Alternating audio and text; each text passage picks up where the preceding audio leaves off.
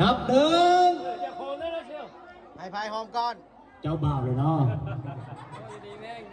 นับสองนับสาม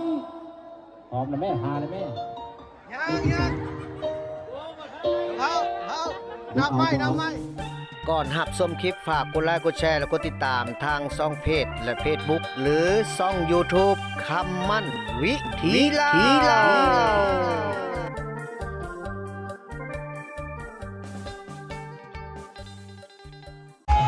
ถือว่ามื้อนี้ก็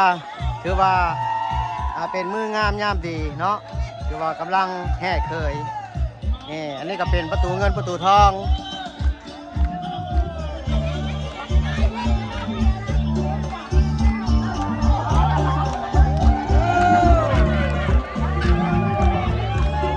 นี่แม่เจ้าบ้า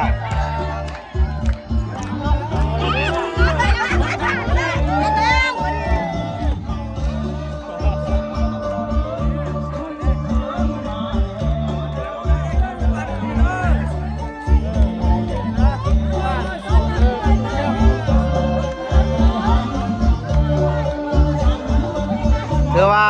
อันนี้สิเป็นประตูเงินประตูทองถือว่าถ้าหากว่าประเพณีเพิ่นเนาะถ้าว่าจะผ่านประตูเงินประตูทองได้นี่แม่นจะเพิ่นจะป้อนเงินก่อนพี่น้องเอ้ยจะได้ผ่านได้โอ้ทางพุ่นก็มีประตูอีก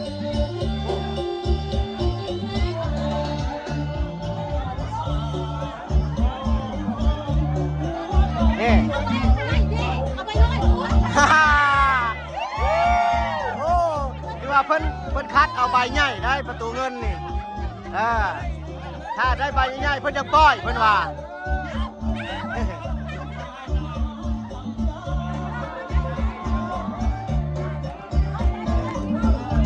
โอ้ประตูนี่ถือว่าบ่เอาลายประตูนี่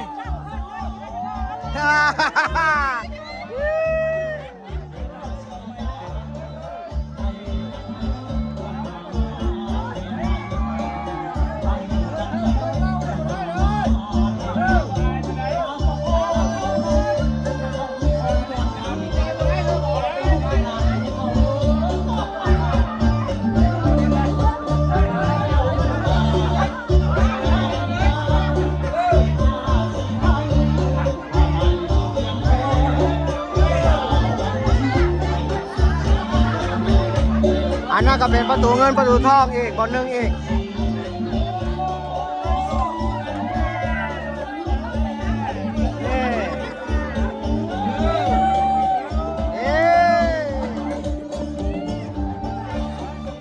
ผ่านเข้าไป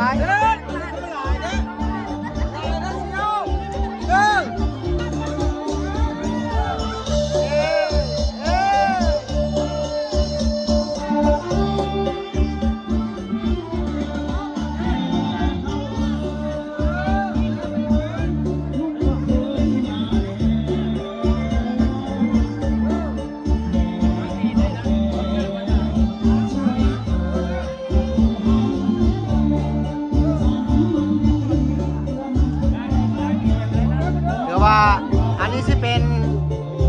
หินลับคือว่าก่อนจะขึ้นเฮือนนี่เพื่อจะล้างตีนเจ้าบ่าวเจ้าสาวเจ้าบ่าวก่อนเนาะ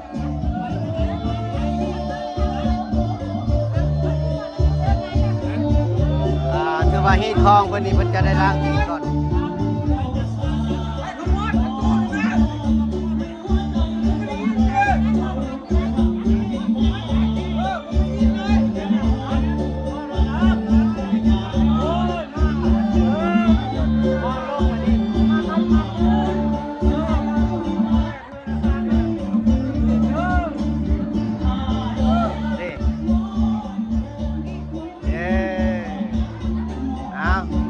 ว่าเพิ่นบ่ได้ขอยากขอซ่าเนาะ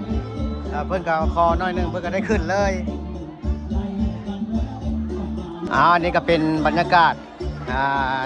แขกผู้มีเกียรติเนาะที่ว่าเพิ่นได้มานั่งโต๊ะนั่งตั้งกินข้าวกินน้ ถือว่าถ้านะทางเจ้าบ่าวเจ้าสาวเพิ่นผูกคอต่อแขนแล้วเพิ่นก็จะได้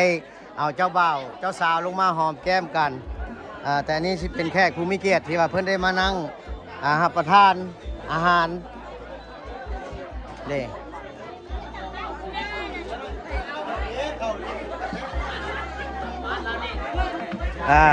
อันนี้ก็สิเป็นแขกผู้มีเกียรติอีกโต๊ะหนึงเนาะถือว่าเพิ่นได้มานั่งรับประทานอาหารรอท่าเจ้าบ่าวเจ้าสาวผูกคอต่อแขนโอ้อันนี้กับผู้บ่าวบ้านเวิร์น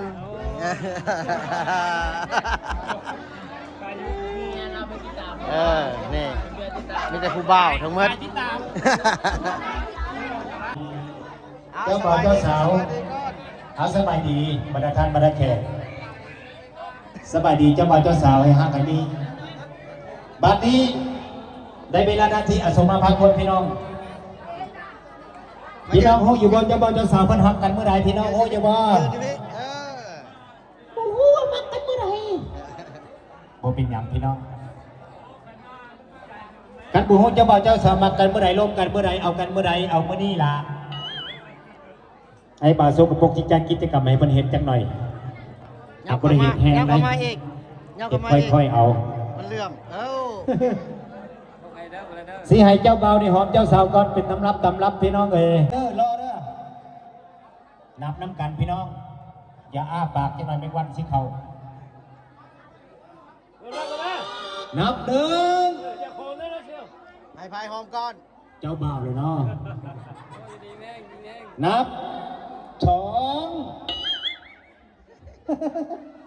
นับสามหอมนะแม่หาเลยแม่ยัง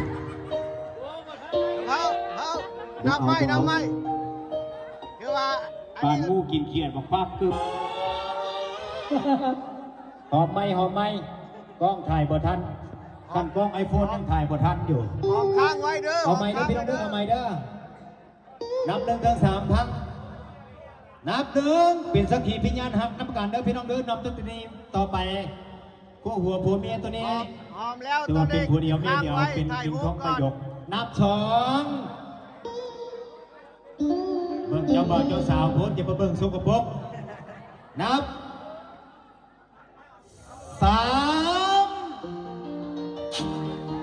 โอ้ยนี่ก็ได้ยื้อคอไปปั่นอุ่มพี่น้องมือพันเน็ตไว้ทั้งหลังพี่ยื้อแต่คอไปว่ะได้อยู่บ่จังสิก็ได้อยู่บ่ได้บ่โอเคบานนี้ถึงที่ล่ะบานนี้ทำไมยังมีเรื่องแก้มผัวนั่นสงสัยเมาบ่ได้อาบน้ำคืนนี้ก็ได้เพิ่นงัดดอกเพิ่นว่าทั้งเสียงนับเด้ออีลาจำปะทองเด้อนับ1 ถึง 3ละคาบโลดแต่จะไปคาบหูเลยนับ1นับ2นับใช้มือเนี่ยเห็ดก็ไปเห็ดซื่อแทบมือนักอะไรกอดละแม่แอวผัวนี่อยู่ใส่กอดแอวผัวหัดเข้ามานับ3ก่อนหัดเข้าเลยแม่มันสิเถิบอยู่บ่นี่หอมเลยแม่ไปจับมันหุบหัวใช้หัวผัวมาเนี่ยบ่ได้เขาบ่ห้ามไว้หัวจะได้หูผัวชินวกหอมงามคันเนี้ยหัวใช้หูชินวกโอ้ยมีแต่หูกับหูบาดเด็กกระไดหอมใหม่เด้ออีลาเด้อหอมแบบหวานใจหอมแบบหวานซื่นผัวกอดแอวเมียกอดคอผัวหัดเข้ามาใกล้ๆจังนั้นมันสิบ่ถึงแม่ไปจับมือเขาต่ำกันไปปาดมือจะคู่กับมือคู่บ่าญาติกินข้าวแห้งนับ1นับ2นับหอมค้างไว้ดุนแม่ไปจับมันยกนิ้วมาเองปินแก้ใหม่เมียพี่ก็ให้ยกนิ้ว ยามเมียสิหอมบัดยกนิ้วก่อนวะ เมียเป็นผู้หอมผัวเป็นผู้นึ่งมาให้ เงียบใส่ เงียบใส่ คัดผัว ให้หอมแบบโรแมนติกเด้อ เอา3หอมกันแม่โอ้ยป่วยละโอ้ยบอกยากแต่พี่น้องได้อยู่บ่ได้แล้วบ่ ได้แล้ว โอ้ยได้แล้วก็ขอบใจทั้งผัวเดียวเมียเดียวแต่นี่ต่อไปเป็นผัวเดียวเมียเดียวเป็นผัวเดียวไม่ผิดเป็นผัวยิงเมียเซียวไปเป็นผัวทองเมียไฟผัวหักมีเด้อแต่นี่ต่อไปให้เป็นสามีภรรยากันถูกต้องแล้วให้ไปกินท้องประโยคสวดสมรสสมหักสวด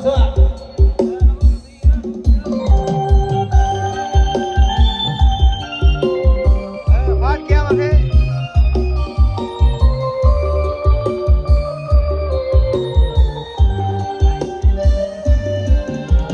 สองไม้กองเป็นคู่กันแล้วหวังเป็นคู่ที่แน่แล้วแต่แล้วก็ต้องสุขกันขอมอบชีวิตจิตใจไว้อกเดียวกันต่างก็จะมายืนมั่นไปฝันถึงวันวิวาห์พ่อแม่อยากมี ก็เถิดเสษาช่วยเป็นพลังของข้าให้สมดังปรารถนาให้คู่สมรสสมดังกุหลาบพ่อแม่เพื่อนฝูงตัวหน้าต่างก็มา